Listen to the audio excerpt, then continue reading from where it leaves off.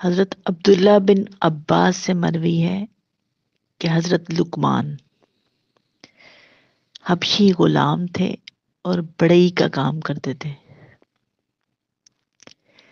اس ظاہری حلیہ اور سماجی حیثیت کے ساتھ وہ حکمت و دانائی کا مینار تھے۔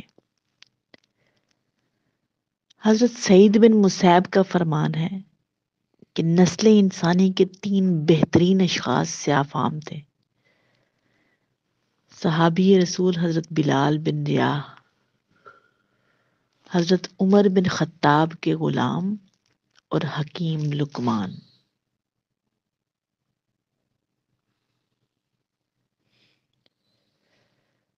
عبداللہ بن عباس رضی اللہ عنہم سے مروی ہے کہ حضرت لقمان حبشی غلام تھے اور بڑئی کا کام کرتے تھے۔